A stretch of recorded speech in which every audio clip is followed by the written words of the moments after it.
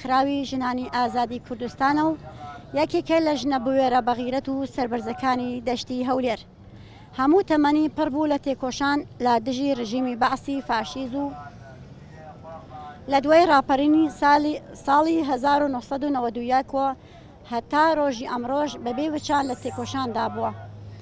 بۆ بەرانگاربوونەوەی تونند و دژی ژنان و بۆ بەرانگاربوونەوەی هەموو هەڵوێستێکی نانەتەوە بەڕێز سەمیرە حەمەدەمین وەک ژنێکی ئازادی خاست بەردەوام لە پێشەوەی چالاکی جەماوەڕێکاندا بووە لە دژی هەموو ڕووداوەکانی کوشتن خۆکوشتن خاوەن هەڵوێستی ڕادیکاڵی هەبوو دەوام لەگەڵ ئێش و ئازارەکانی ژنان دەژی بە هەمان شێوە لە دژی هەموو هێرشی داگیرکەرانی کوردستان بۆ وێرانە لەسەر شەقام بووە وەک ژنێکی نەتەوەی و خاوەن ئیرادە ژنی ئازاد هیچ کات بێدەنگ نەبووە ئەم هەڵوێستانەی ئەم کەڵەژنا ترسی خستوەتە دڵی تەواوی هێزی دەسەڵاتدار بە تایبەتی پەدەکە چونکە پەدەکە پارتێکی دژەژن دژە دیموکراتی و دژە نەتەوەیە بۆیە ساڵانی زۆر بە هەموو شێوەیە کێرش دەکەنە سەر ئەم ژنە بەهێزە و سەربەرزە و هەموو ڕێگە و ڕێبازێکی چەپەڵی دوژمنکارانیان لە سەر ئەم ژنە چالاکوانە تاقی کردوێتەوە ئەنجامیان نەگرتووە ئێمە وەک ڕێکخراوی ژنانی ئازادی کوردستان وێڕای شەرمەزارکردنی ئەو کارە هۆڤانانەی دەسەڵاتدارانی پەدەکە لە کاتێکدا ڕێکخراوەکەی ئێمە بە فەرمی مۆڵەتی لەلایەن حکوومەتی هەرێمی کوردستان و حکوومەتی عێراقەوە پێدراوە تەمەنێکی درێژ لە هەولێر و هەموو شار و شارۆچکانی هەرێمی کوردستان و عێراق لە کار و چالاکیدان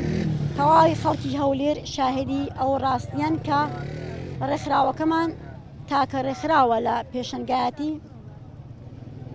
سەمیرە حەمەدەمین و چەندین چالاکوانی ترماندا و لە شاری هەولێردا تاکە ڕێکخراوین کە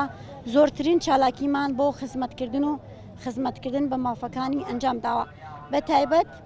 لە دژی تۆند و تیژی و لاشفرۆشی و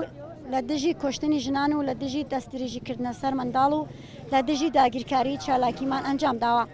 ڕاستیکی حاشا هەڵنەگرا ئەم هەڕەشە هۆڤانانەی دەسەڵاتی هەولێر تەواو لە خزمەتی داگیرکارانە و هەڵوێستێکی نۆکەرایەتیە ئامان ئەنجامەکەیان یەک ژنی کارا و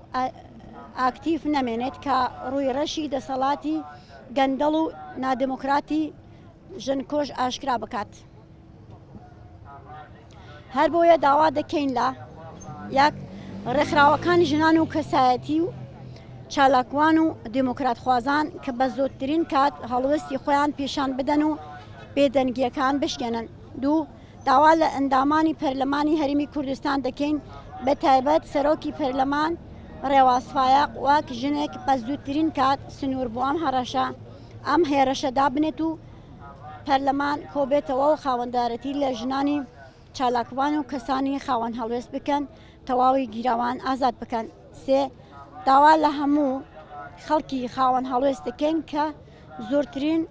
فشار دروست بکەن لە پێناوی ئازادکردنی تەواوی گیراوانی سیاسی چوار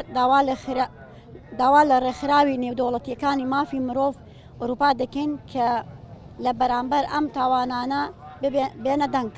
پێنج ئێمەش وەک ڕێکخراوەکەمان بێدەنگ نابێنین و لە پێناوی ئازادی چالاکوان سەمیرە حەمەدەمین و